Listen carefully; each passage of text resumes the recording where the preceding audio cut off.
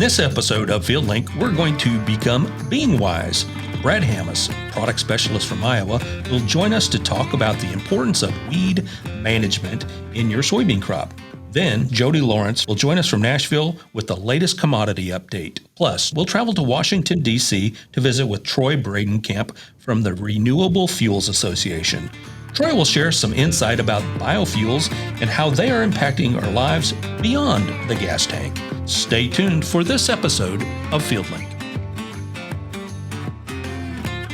And welcome to FieldLink. I'm your host, Bill Smith. Today joining us is Brad Hammes. Brad is a product specialist based in Iowa. Brad, welcome to FieldLink. Thanks, Bill. Thanks for having me down. Well, Brad, it's wintertime across the United States. Most of the growers in the soybean growing region are preparing for planting. It's kind of like Super Bowl time right now, right? We're here in January and February. Just like the NFL, most teams are, showing up for those final games. They do a lot of pre-planning, though, to get there and a lot of training.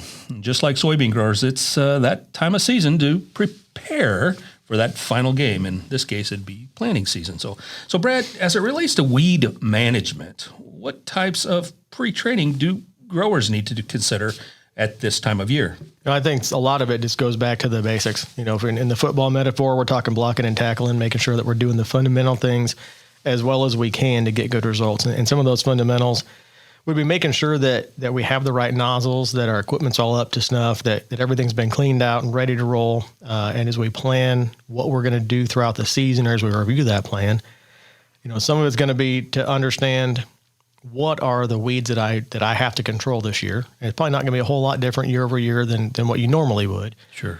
But maybe think about them in a way of when are they going to emerge? That's one of the things that when we start thinking about trying to manage all the weeds in every application, that might not be necessary. Whereas, one of the big examples that we deal with across the Corn Belt is going to be the difference between giant ragweed and water hemp. Where giant ragweed, being a large sheeted broadleaf, is one of the earliest weeds that's going to come out of our summer annuals. And we're going to have that early flush of it. But once we get through that early flush, we're pretty well done with giant ragweed. Right. Throughout the season, but you compare that to water hemp, and if you had a residual down for giant ragweed early in the season, or your management for giant rag early in the season, by the time that residual or whatever methods of control you had for that are about done, that's when water hemp's really starting to rock and roll. Mm-hmm. And so you can think about what are the weeds that I'm trying to manage at the different application times, and that can help you be a little bit more precise with what you're putting into that spray mix. And I think that's one of those things of making sure your plan's realistic, and trying to manage the right things at the right times, and then doing all those cultural practices right. Along with that, your nozzles, your pressure, making sure that we're not trying to short on that. Because I think at the end of the day, the goal, and that's always what I start with the end in mind, right? What's the goal that we're trying to do? It's that the easiest weed to control is one that never comes up. Right. And so if we could paint a perfect picture, we would have clean fields throughout the season.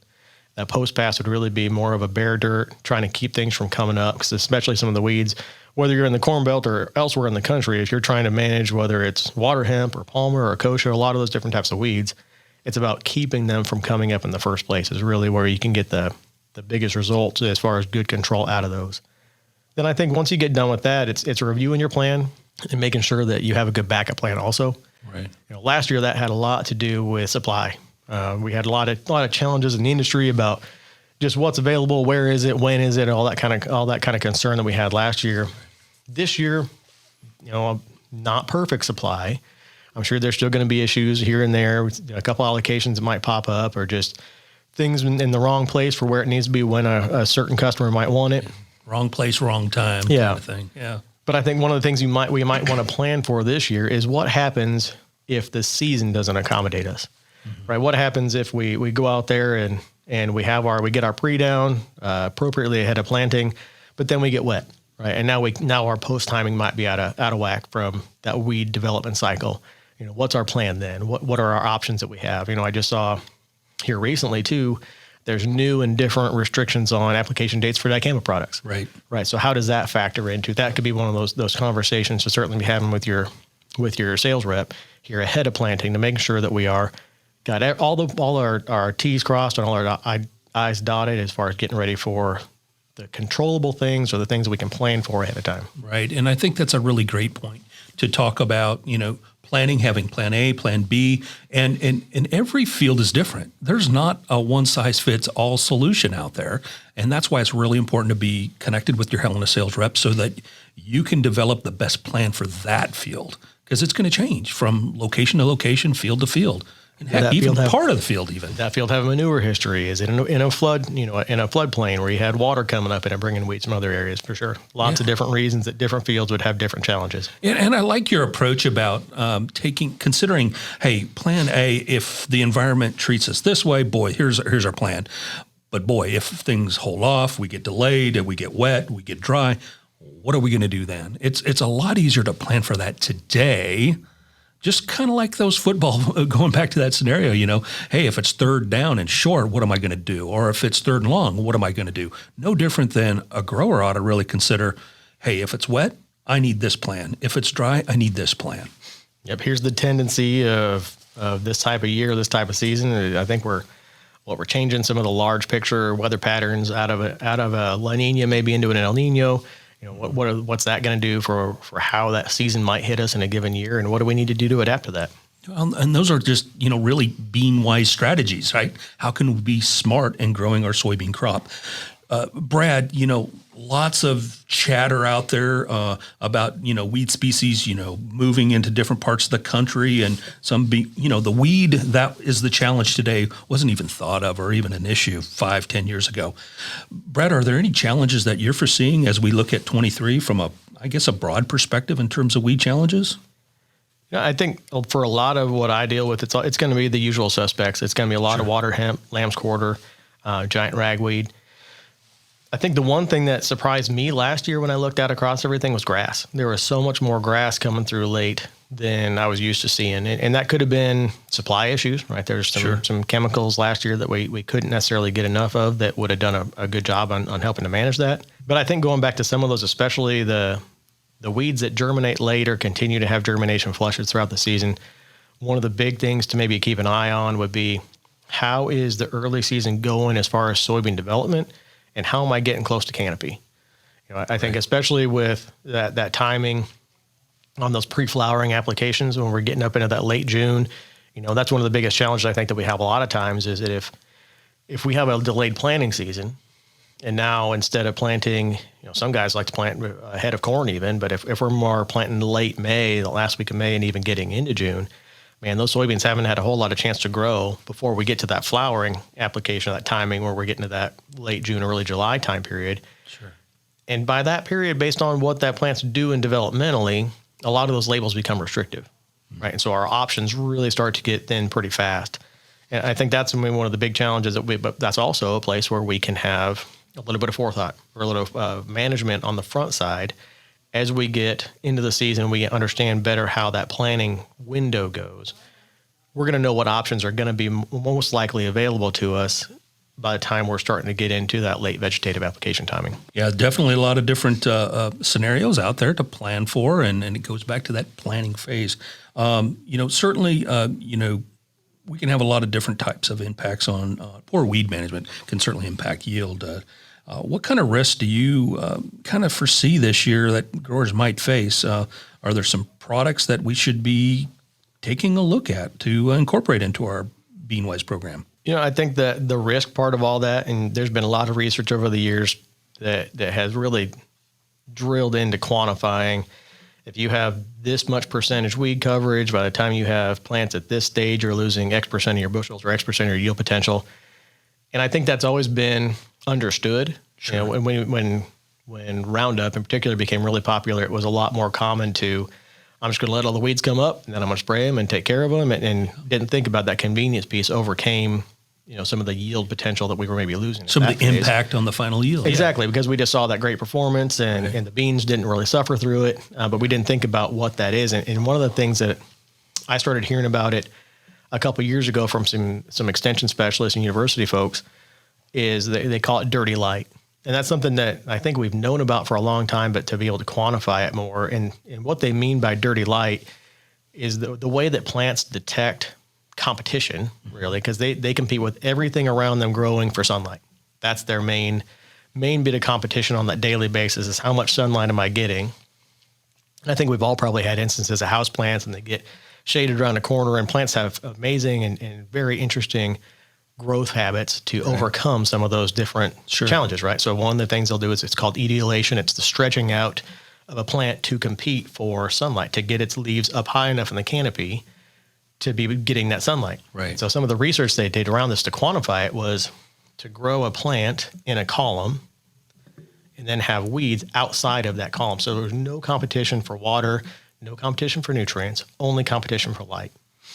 And it wasn't even that they were necessarily competing for light, but the way that plants measure light is not just what's coming down from them, but it's what's coming laterally at them. So the reason that we see plants as green, right, is because they reflect green light. Mm-hmm. That's the part of the visual spectrum that we get to see. They also reflect parts of the infrared spectrum, right? So they're reflecting parts of that heat light. And so if you have a bunch of plants around one of your crop plants, one of the ones we're trying to grow, that are reflecting some of that infrared spectrum at it, it detects, oh my gosh, there's a lot of competition here. I need to put more resources into growing tall, which is going to weaken the plant. In beans case, we're going to have an increased risk potentially of lodging later in the season. But everything that a plant does that isn't contributing to yield is taking away from yield.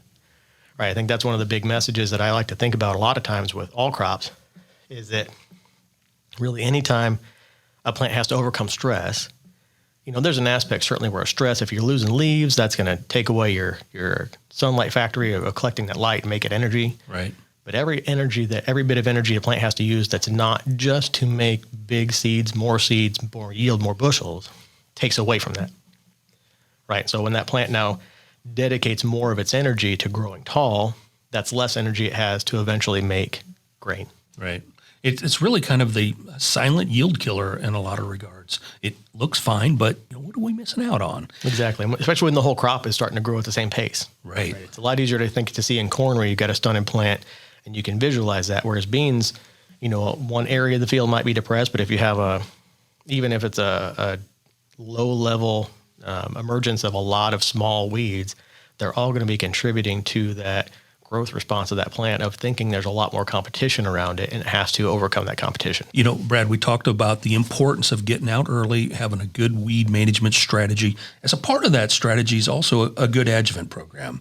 What kind of products are out there that can help enhance some of those herbicides that are going down early to ensure that we're getting the best performance or the best dollar out of our investment? Sure. And there's a lot of different things to think about with adjuvants, right? I mean, every different tank mix might have a different adjuvant that would really dial in the performance of that. And I think that, once again, to cover the fundamentals first, make sure we're conditioning our water. We don't want to be deactivating a herbicide before it even has a chance to leave a spray nozzle. Right. And that's the worst case scenario. We need to think about, are we putting things in there to help that herbicide active ingredient perform the way that it does? And once we have those bases covered, man, I don't know if there's a better tool for that, especially that first pass, that pre-plant or early, post-emergent application than what grounded would be. Okay. Right. And I think particularly in the conversation that we're having, it's not just about starting clean, but it's about staying clean, right?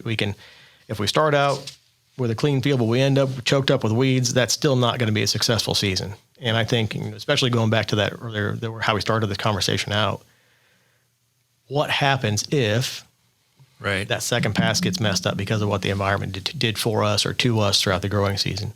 And that's where grounded really comes into play, where if we're going to be really wet, which even in a dry year, if we're going to have moisture, it's typically going to be in the spring. Right. So if we're going to have moisture in that season, that's going to basically shorten our window of residual control. Now, if we had, let's say we're going to do corn, beans, come back and spray post corn and then do post beans, well, shoot, we might break an extra week, 2 weeks earlier than we normally would. Mm-hmm. And think about what 2 weeks of growth on water hemp might look like. Right. There aren't many herbicides out there that are going to control water hemp that's had 2 weeks of unchecked growth. Yeah. And so that's one of the big insurance policies, I guess you could almost think of it with grounded, is I want to be able to predict much more accurately when my post-application timing needs to be. And that's really what that is. So you can have good agronomic control of weeds that are appropriately sized for that post-pass, coming down, having a contact to take care of those, and then residual to lay down and to really carry us out through canopy and throughout the entire season. So a product like Grounded really helps ensure that the herbicide, our big investment into that crop, Grounded ensures that it helps it out maintaining, where we put that product and it stays there a little bit longer. Is that right? Yeah, and there's never. I get the question a lot. I hear a lot of concern of especially if it's a complicated or an intricate rotation of crops. There can be some concern about, is this doing anything to any residual carryover next season kind of applications, and that's not the case with grounded. Okay. Like what you had said, is it keeps the herbicide where it needs to be to work longer. Okay. Right. So and not even necessarily longer, but as long as it can. Sure. So I try not to think about it as I'm going to get an extra 2 weeks, but I'm going to save my full application. We're in a bad season. If we have that break, more often than not, that's because we leached our herbicide too far into the soil. And especially with a small seed of broadleaf like a water hemp or a palmer, they can emerge right from the very top of that layer of soil. They don't need to have a whole lot of depth. So you don't have to leach that herbicide very far before you have a layer of unprotected soil. And so when you can keep that, instead of if you were going to get, just to make a number, right, if you were going to get 4 or 5 weeks out of, if that was good full residual control window, if you have an issue, that's because you only got 3 or 4 weeks. Right. Whereas if we put grounded, we're much more likely to get that full 5 weeks. Out of that control. And that then lets us be more predictive with when do I need to time my next application. Yeah, I think you said something really powerful there, though. It's really a pretty good insurance policy that we're, hedging, that we're going to get the full efficacy out of that herbicide that we're putting down early, despite some of the environmentals. It's not a perfect science, but it certainly helps it out and strings out that efficacy a little bit longer. And then, as added bonuses, there's aspects of that grounded label that talk about doing better with spray drift, right? That's one of the extra benefits that we get out of ground. You get a better pattern going down, so you get more consistent coverage on the soil. But then also, one of the questions I like to ask anybody who's mixing tanks is, are our tank mixes becoming more or less complicated? Right? Every year, it seems like we're putting more and more products into those tank mixes to do a better, more consistent, more complete job of both killing our weeds, but then what are we trying to add value to that crop? Are we putting a nutritional or whatever that might be in the application if it's in season? And grounded can help with some of that compatibility. Okay. Right. Just the way that the formulation is, the emulsification in that product, helping to keep that spray mixture, all the components given a little bit of an edge to keeping them all in good formulation so that you get a consistent spray mix going out and you don't have separation in your tank. Wow. Well, Brad Hammis, I certainly want to thank you for joining us today here on FieldLink and helping us become more bean wise as we get ready for the 2023 planting season and rolling those planters out to plant more soybeans this year. Thanks a lot, Bill. Good afternoon, everybody. This is Jody Lawrence flying solo today. Bill Smith is on assignment, but I wanted to be part of the podcast to give everybody an overview of some of the things going on in the markets this week. We're recording this on February 3rd. Unfortunately, the groundhog saw his shadow, so 6 more weeks of a very cold winter that I was a part of the last 2 weeks when we were doing meetings in Indiana and Illinois. But as we turn the pages, seems like the winter is going by awfully quickly as we get to the end of prepay season, with everybody starting to look forward to some springtime temperatures coming within the next month to 6 weeks. Biggest thing going on right now is the markets can't seem to make up their mind on what direction they want to go. You got a lot of different conflicting pieces of information. It rained some in Argentina and then it quit raining in Argentina. It switched back to dry and hot for about a week, so that initial break saw a pretty quick rally back, especially if you're looking at November beans, new crop prices in particular. You look at what's going on geopolitically, it looks like that Russia is upping their rhetoric in the war against Ukraine, that they will not back down and they are taking this, that they are still going to win, and just with no timeline. You've got China just today flying a spy balloon over the United States, and it flew over specifically some military nuclear testing and apparently launch sites in Montana and in the Northwest that really roiled the markets for a while. And then come next Wednesday, the 8th of February, the USDA will be out with their monthly report with a lot of updates, in particular since they did the U.S. crop backward look at 2022 on the final last month. They will primarily be updating their supply and demand, U.S. exports, things like that, which are not getting any better, although internal demand does seem to be improving to a point to help offset it. But the big thing is going to be what the USDA does with Argentina's crops in their drought, and what they do with Brazil's crop. That is going to be a record. By early estimates, it's about 10% harvested, and it's just a matter of time before, just like in our fall, when the cash markets get burdened with new crop harvest, that the world markets are going to see a lot of bushels start coming out of South America. So several different factors going on. Fed raised rates again yesterday, which sent the stock market up, actually, because of the way they said, just some discussion after the meeting. But interest rates still continue to climb, which is a big factor on farm, because as everybody gets their operating lines and their loans together, we're going to be paying at least double the interest rate that on farm we did last year. So look at that pretty carefully, because if you just do some simple math, if you have $1 million line of credit that you use to operate over the course of the year with the bank, and the extra 3% interest going from 3% last year to 6% this year, that 3% is $30,000. So make sure that you are watching, first of all, your interest expense, to not let that become a burden on you, but also pay very close attention to all of your stored bushels, because there are several different factors in play, the biggest one being the rising interest rates. If you have unpriced grain and you also have loans that could be paid off by selling some or all of your grain, take a hard look at that, because if you just save yourself $30,000 over the course of the year in interest, we can take that even smaller, take it down to a $350,000 loan. If you save yourself that 6% interest, that's $21,000. You're asking corn to rally 40 cents just to break even in that transaction. So you have to pay attention this year to how you're using your bins, how you're storing your grain, and taking advantage of prices to help offset the best you can the rising interest rates. So a lot of things to consider there. Crude oil has fallen back down to that magic level of that $71 to $73 range, where we expect the Department of Energy in the U.S. to be buying back barrels for the strategic reserve. So right now is a really good time to be buying, looking at your fuel needs, capping off your tanks for the rest of the winter, and certainly the spring for your planting needs, because you've got March futures trading below 280 for the first time in quite a while. And while your price is going to be higher than that with your supplier,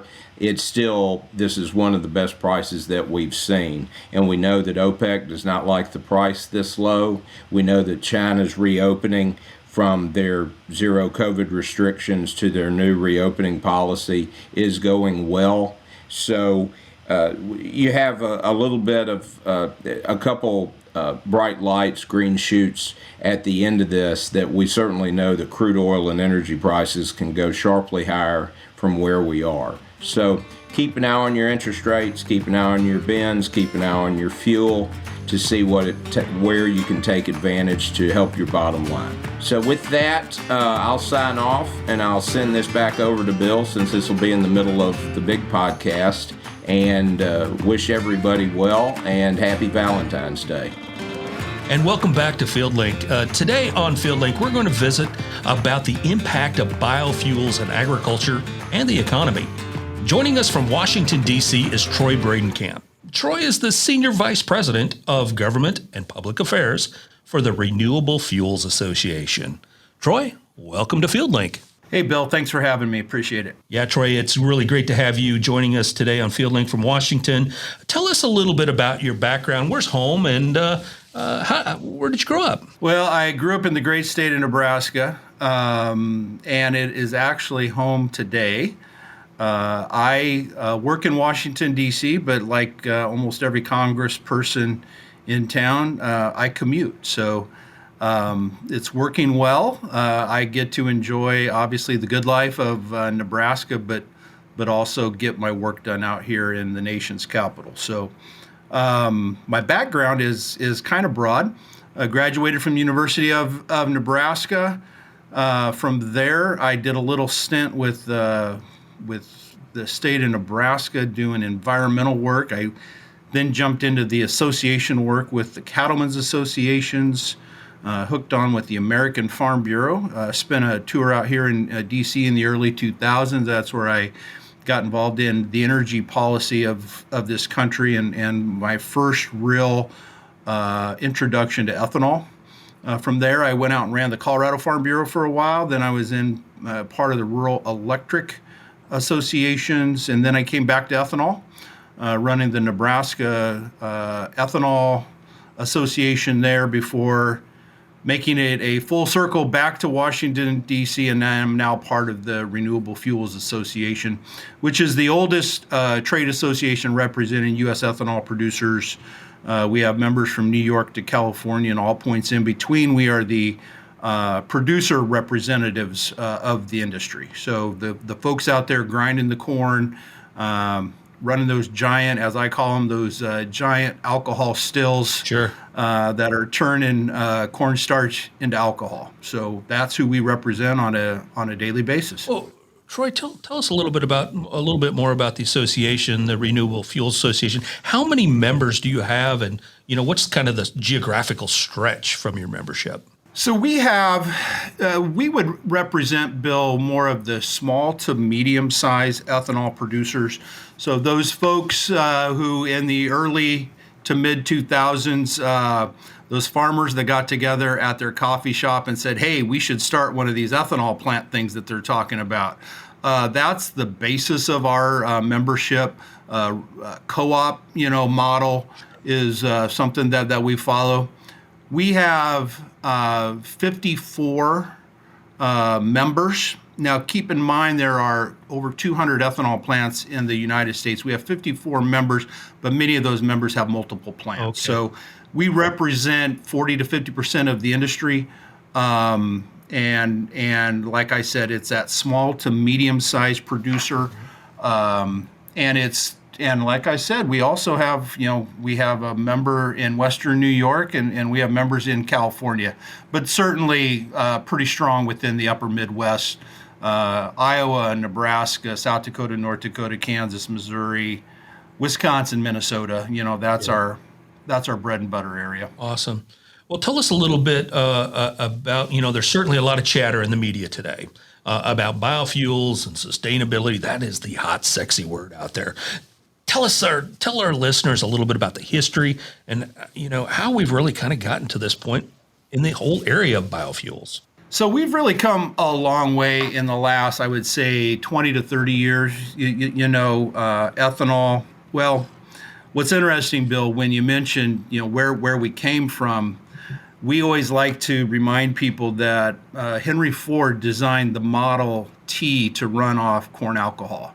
That vehicle was actually designed to run on alcohol. That was before this little invention called gasoline came along from an oil boom that they discovered down in Texas. Oh.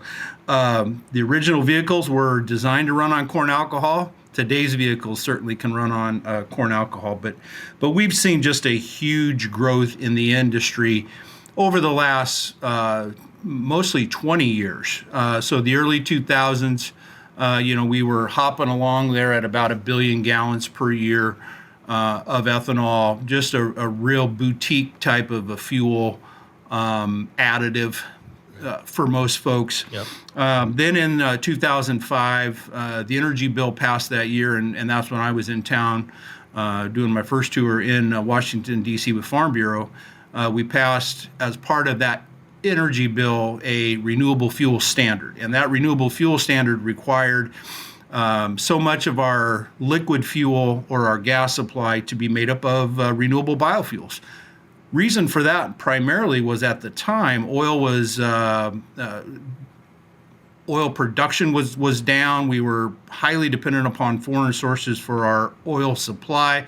So we were looking at a way to have more energy security, more national security, and at the time there was a huge bipartisan push for more biofuels to be put into that mix. So that was the first real shot in the arm for the biofuel industry. It was repassed and expanded in 2007. And in 2007 to really 2015, we saw just a rapid increase in the use and the production of corn-based ethanol, soy-based biodiesel. All those biofuel crops and products really started to grow. Today, we are at, from a corn ethanol perspective, we have those over 200 plants that I mentioned have the ability to produce somewhere between 17.2 and 17.4 billion gallons of ethanol per year. That equates to roughly 11 to 12% of the entire liquid fuel needs for the United States. We don't blend that much here at home. We're in that just over 10% range, but people can rest assured that pretty much ubiquitous in the United States, 10% of your fuel tank is going to be a corn-based ethanol product, making up that 10% of the 90% gas that is in that tank. So we have grown this industry hugely. It's got a mammoth impact to the rural economies. It's got a mammoth impact to the GDP. We have calculated that our GDP contribution is about 34.7% in the year 2020. And if you look at a bushel of corn, Bill, we do an annual report called the Ethanol Outlook Report. And we're just about getting ready to publish it for the 2022 year. But for 2021, and you got to think about, where was the price of a bushel of corn back in 2021? We took an average of $4.69 for that bushel of corn. Of that, you had a benefit to that bushel of corn of $3.48 coming from the ethanol production. So just a huge impact to the farm gate of every corn farmer in the United States. You don't necessarily have to send that ethanol to an ethanol plant to begin its processing to see that kind of a benefit. So really, the industry as a whole, and I know soy has almost the same story from a biodiesel perspective, the biofuels industry in general in the United States has really raised a lot of income for the average farmer, and we're happy to do it, and we think the future is bright in terms of what it's going to do for the next 20 years. Well, it certainly falls a lot into that, I guess, that sustainability narrative in a lot of regards. When you compare, biofuels to, other products, even the electrical side of things. I mean, cobalt's not exactly a renewable product, but corn is. That's right. That's absolutely right. Matter of fact, Bill, we are locked into, so through that renewable fuel standard in 2007, we were locked in on the acreage, in the row crop acreage that could be used for biofuels. The number was set within that law. So we have not gone outside of that. When people talk about land use changes and indirect land use impact from biofuels, they're certainly not talking about those in the United States. We are actually utilizing the same, actually less, to be honest. We're utilizing less corn acres than were being planted in corn in 2007 Sure. than what we are in 2022. And we're not only growing more corn, but we're obviously utilizing it to grow the biofuel industry on less acres. And that's just a tribute to the American farmer primarily. You have seen advancements on the farm level from increased yields, the technology that is being used out there today. Each and every aspect of that is an improvement, and it helps us make a low carbon fuel that is going to be utilized across the world. But the beautiful thing about this whole thing is that the corn farmers increasing those yields year over year over year on less inputs and less acreage. Right. And so that to me is the definition of sustainability, frankly. Yeah, for sure. And that's the story that's not being told to the general public. Sure. No, you it's hard to get that story out. There's a lot of misinformation about biofuels. Certainly we see it within the ethanol sector all the time. What is interesting is these folks that really try and conflate, or they try and maybe it's guilt by association, sure. But I can show you reports that have shown American agriculture and U.S. ethanol usage is responsible for deforestation in the Amazon, and it's simply not true. There's sure. Nothing we have done except grow more corn and produce more ethanol on less acres in the United States than ever before. So, but yet those stories are out there, and so that's one of the things that RFA spends a lot of time on is debunking a lot of myths out there and making sure everyone has the facts as they're making policy choices for the United States, and that's certainly a big challenge for me here in the nation's capital. Well, and that's definitely a challenge for all of us in agriculture to continue to bring products and services that will increase those yields by, realistic measurements. But, to your point, from 2007 to 22, we've seen that jump and really haven't impacted the acreage at all, or saw a reduction in food supplies. That was one of the big chattering points, I think, 5-10 years ago, Troy, that, oh my gosh, if we do all this ethanol, we're going to run out of food. Mm-hmm. That's really not the case. Now, I don't know about you, Bill. I don't eat a lot of number 2 yellow corn, but I know cattle do. And that's the beauty about the ethanol industry, is that we're not consuming 40 to 50% of the corn crop. We're merely starting what I call the value-added manufacturing, or manufacturing process is started at an ethanol plant. By that, I mean all we are really doing is we're grinding that corn, we're putting it into a fermenter, and we are stripping out that starch. So we strip out that starch, we turn that starch into alcohol. But there's 2 byproducts that come along with that. One is corn oil, and we begin to separate out a lot of corn oil now, because that corn oil can go into biodiesel and renewable diesel production as a pretty, it's a renewable, but it's also a pretty affordable feedstock for biodiesel. And then the last byproduct is dry distillers grains. So there's your protein, and all your protein value still gets out to the animal complex. It goes out to the feed yards. More and more poultry and pork are now starting to be able to utilize distillers grains within their rations. And so there is not a waste product at all within the ethanol production process. We're not taking food away from anybody. We're actually enhancing the value of that protein.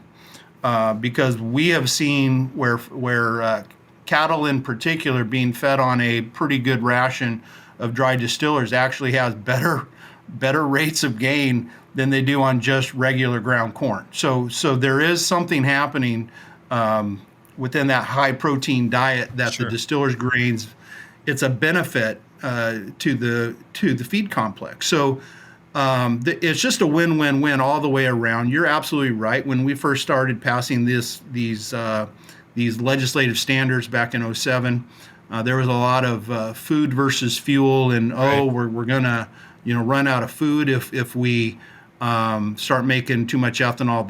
There's nothing further from the truth.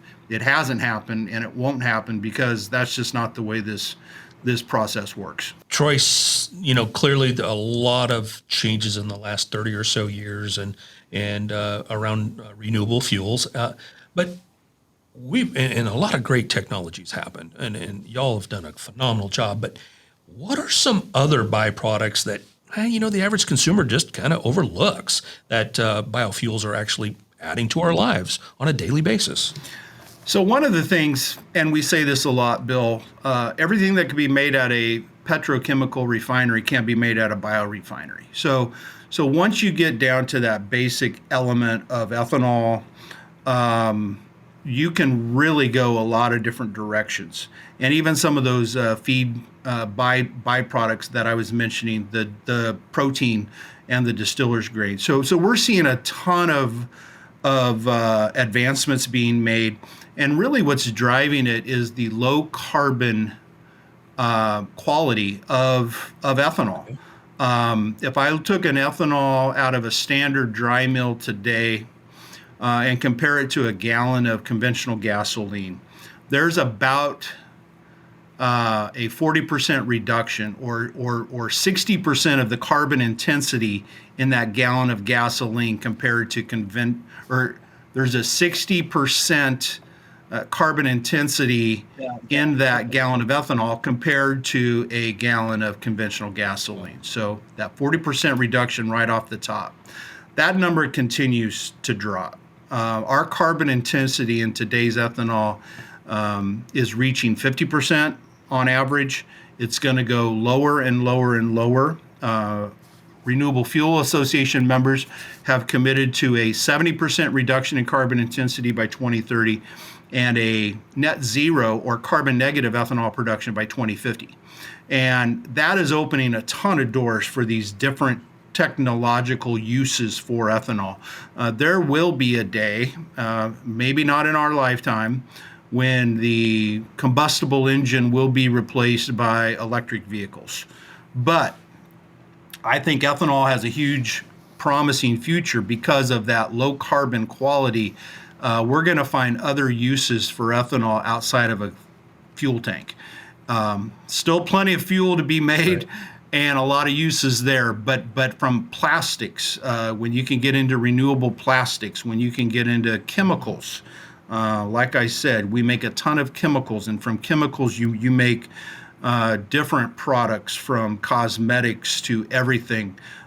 Every single one of those can be made at a biorefinery that could be made at a petrochemical refinery. So we're opening doors all the time. That ethanol plant out there is kind of a nerve center, and there's gonna be associated businesses I see in the future coming off of that, where you're going to have a plastics plant, or you're going to have a high protein plant where you're making, you're taking that distillers and you're enhancing it to be a 50% protein product that's going to be used for fish food or even for, some human food, quality. So there's just options out there that we haven't even thought of yet that are going to come along because of that low carbon quality and the continuous advancements being made within this industry today. Wow.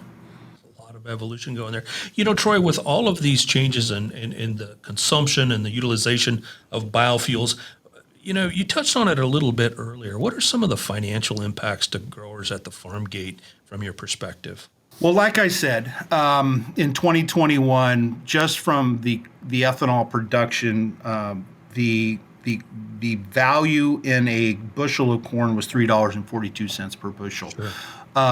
We see that going up. We see the advancements that are being made in technology on our end will eventually be a premium being paid to the farmer on their end. And it really goes back to the whole low carbon intensity aspects. I can take corn ethanol today in an ethanol plant today, and through what I told you about our CI reductions down to even a carbon capture. There's a lot of talk about pipelines and bottling this CO2 up and then sending it up to like North Dakota. And we have a lot of plants that are starting to participate in those kinds of programs. That takes another 25% of our, or 25 CI points off of our score. But it really gets us, not near that net zero we want to be at. That's going to happen at the farm gate. Okay. That's going to happen down on the farm fields. And we're seeing it today. Just getting accurate modeling that will give the farmers the credit for the great job that they're doing today is one of those things. But as they adopt new technology and as they lower their inputs, where they're really putting minimal amounts of fertilizer on, or precision agricultural practices, where it's precision water, precision nutrients, where it's no-till or minimum till regimens. All those things add to our reduction in carbon intensity that then, from a value chain perspective, if I'm a farmer utilizing all these practices, and I can prove through modeling or through some sort of certification that my corn is got a 20 CI, say, I've got ethanol plants that want that corn, that want that low carbon corn, because they're going to then value add that through their process and then sell it to a person in California who is trying to meet a low carbon fuel standard. That's how this is going to work. And as you value add that carbon quality through that process, the farmers that are doing everything they can to lower that carbon intensity are going to be rewarded financially for that. And that's how it should be. Absolutely should be. If we're going to go to decarbonizing the economy, they've got to be part of it, and they're going to be the net benefit of that from a financial perspective, or else it just won't work. So those are some things I think at the farm level that are really going to make them a huge part of what we're trying to do, and it all needs to work together to benefit everyone for it to really come to fruition. Yeah, and that whole area is definitely evolving on a day-by-day basis. And there's still a lot of mystery out there. How do we figure it out? And I think the good news is, as you touched on it earlier, Troy, growers and in our case, ag retailers and folks in the industry have been doing a darn good job for a lot of years. We just haven't really calculated it and maybe told our story. And now it's time to gather all that information up and do exactly what you just said. Get reimbursed for some of the good things that we've been doing. They absolutely should be. I mean, you and I both grew up on farms, and there's, it doesn't make a lot of sense to employ practices and capital costs for farming practices that don't make economic sense. And so it absolutely has to make economic sense for them to adopt some of the farming practices we need to see in order for us to get to our net zero ethanol. And I think we're ready and happy to help them do that and pay them as they should be paid for those kinds of practices. Sure. Well, Troy, you mentioned earlier you spend a lot of your time in Washington on Capitol Hill, and there's chatter. It's that time of year again, or that time, I guess, with the Farm Bill. What kind of chatter is happening on the Hill right now as it relates to renewable fuels and the Farm Bill? Well, certainly, from a renewable fuels perspective, we will be participating in Farm Bill development. It is a Farm Bill year. It's a different game in town with a split Congress. With the Republicans taking over the House, it is going to make things different, certainly, than it would have been with a Farm Bill having the same party in charge of all aspects of that development. But we're going to be plugged in. I mean, there are things that are happening within that Farm Bill. The conservation title is one that we will have an impact on because it impacts our business. The energy title of the Farm Bill is another one. There's a bio-based products provision within the energy title that is something that we think could be expanded to help in some of these areas that we talked about, where we're making different products coming out of the ethanol process. So there's going to be a lot of Farm Bill work done. It is one of the must-pass bills that Congress will need to pass. We think it'll happen this year. If not, it will certainly have to be passed next year. So it's going to have to be dealt within this Congress. Other things that we're looking at, though, is year-round E15. This is a a quagmire, Sure. I think is not a strong enough word. It's just silly that we're having to do this. But E15 is a product that is getting more and more traction, that is becoming more and more attractive, because it's typically priced anywhere from 15 to 25 cents a gallon less than its E10 counterpart at a pump, if you can find it. Sure. One of the problems is it doesn't have the same statutory regulatory protections that E10 has.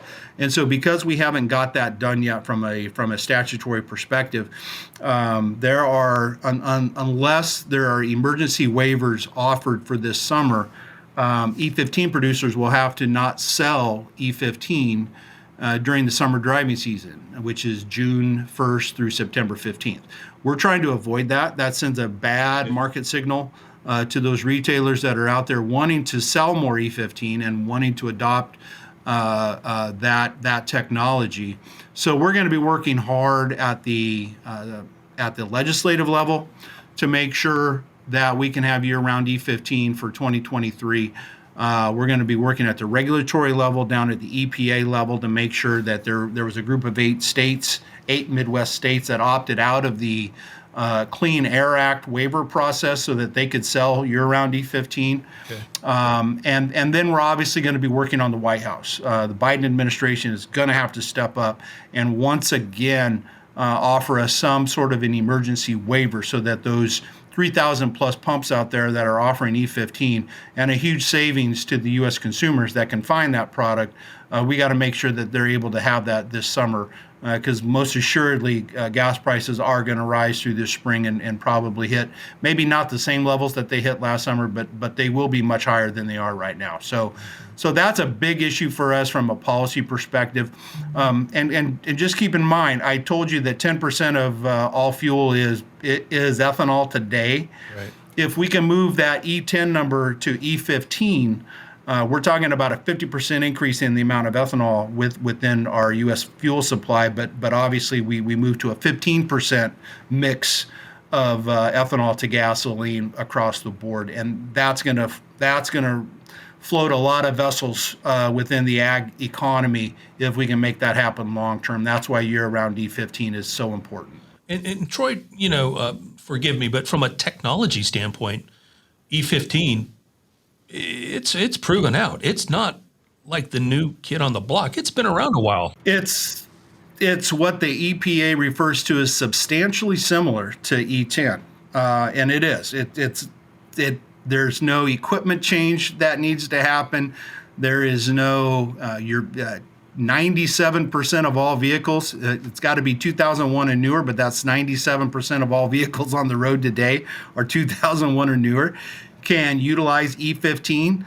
This is merely a mistake made in the 2007 energy bill, where it just said a Reid vapor pressure waiver was set for E10.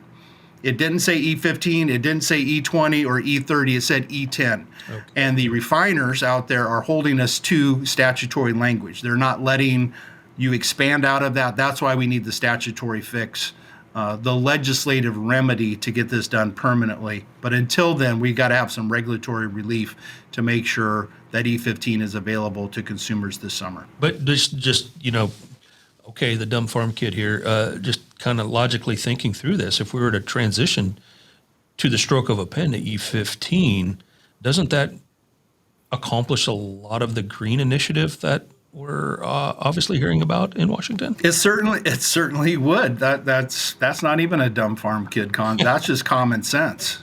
Wow. You absolutely would. All the benefits of ethanol that I've been talking about, you would be adding 50% more of those benefits to a gallon of gasoline by going from E10 to E15. You could do that overnight. You could do that tomorrow. It would bump our ethanol production. If we were to go to an E15 standard, we would add about 3.5 to 4 billion gallons of ethanol. We already got about 1.5 billion to 2 billion gallon excess capacity that we're using for exports, but certainly we could blend that here. Plus, as you know, farmers and anyone in the Midwest, if they're given a goal, they will blow through that goal in a heartbeat. So I have no qualms to think that the industry would not be able to meet their new demand in a very short period of time. And so that would be a wise move on all parts. It would help the Biden administration meet some of their environmental goals much sooner. And it's a win-win-win all the way around. So that's the message that we'll be selling to them in order to make sure that they help us get through this 2023 summer driving season and then find a permanent solution for E15 year-round after that. Well, Troy, certainly it feels like a lot of good things are on the horizon in the biofuel industry. What kind of expansion or future development are you projecting at this point in time for the industry? Well, I talked a little bit about what happens if E15 year-round gets adopted nationwide. That's a 3 to 4 billion gallon per year. So that's a 25% build out over where we're at today. That's more corn grind. That's just a win-win-win all the way around. But really, I think we're seeing a lot of advancements as we lower that carbon intensity. We're seeing all kinds of folks come to us wanting to utilize ethanol outside of the light-duty vehicle gas tank and put it elsewhere. Sustainable aviation fuel. If you haven't heard of that term and you're in the ethanol world, you've been living under a rock. Sure. Because the hard to electrify spaces, heavy duty trucks, heavy duty off-road. There's technology out there today that could take a diesel engine and convert it to an E100 all ethanol burning technology. And it's a pretty simple retrofit to the current diesel engine. So we could be running John Deere tractors. We could be running over-the-road trucking travel tractors off of ethanol instead of diesel. Huge opportunities, like I said, within sustainable aviation fuel. You can take alcohol to jet fuel. So those concepts are certainly being developed. That's why I say I think some of our best years are ahead of us. I think we're going to see a pretty rapid expansion. If the policies in this town marry up to the realities of what we see out there on the ground in the rest of the country, it's a pretty bright future for biofuels, corn ethanol in particular. Sure. And we just are trying everything we can to make sure the policy is right to make sure that happens. Well, and to add to that, I mean, just sitting back listening to you, Troy, talk about the excitement, the energy around diesels, trucks, and tractors, and larger pieces of equipment for moving things. We don't hear about that a lot. We hear about Teslas and cars all the time, but as we look into this space, boy, that's an exciting area that is ahead of us. And you talk about fuel security, national security. Mm-hmm. We're producing our own energy then. Yep. Here's one for you. Ethanol to electrons. So, and I hate to even mention this because it just sounds silly, but stay with me here. You have a battery electric vehicle that needs charging, right? Electric chargers, fast chargers, hardwired anywhere, are about $150,000 per charger. And a lot of the utilities just don't want to expend that kind of cost in order to put hard chargers in. Concepts out there right now are remote or mobile charging stations. Those mobile charging stations would be run by a generator, and that generator could be running on low carbon or net zero ethanol. So here you are, you pull up to your mobile charging station, you turn it on, the motor in the background kicks on, it's running on E100, and it's charging your Tesla. That's the kind of jumping out of the gas tank and moving into other uses we see on the horizon. And it's only because we have this low carbon moving lower in carbon intensity type of a renewable biofuel that is just opening a lot of doors for us, even within this current climate of all EVs all the time. Sure. They've got some huge issues to overcome. We could be part of that solution for them. So again, sky's the limit, Bill, in terms of where biofuels, I think, are headed. Wow, and that model that you just described could certainly be a stopgap for many of the infrastructure issues we have, especially with electricity today. And maybe that biofuel solution and generators is a true option here in the near future.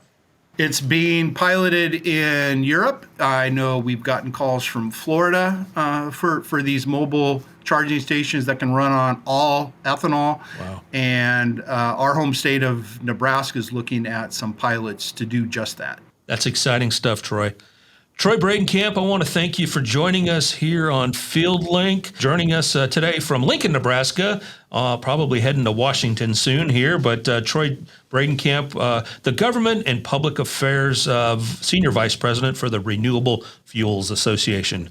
Troy, thanks for joining us here on FieldLink. Bill, great to spend some time with you and catch up. And just, I want everyone to know that none of this is possible without the American farmer. And what we're doing is just taking your good work and trying to add value to that. And so thank you, farmers, for what you do. It's been a great partnership, and we look for many more great partnering years to come. Thanks for joining us, Troy. Thanks for joining us on FieldLink. If you're planning on attending the Mid-South Gin Show in Memphis, be sure to stop at the Helena booth and get your VIP ticket for one of the commodity marketing sessions on Friday, March 24th with Jody Lawrence. Jody will be having a morning and afternoon session, so be sure to visit with your Helena representative or stop at the booth for your VIP ticket to join Jody Lawrence for his valuable market insight. And if you have not already done so, please subscribe to FieldLink on your favorite platform so you don't miss out on news and information that will help you produce a more profitable crop.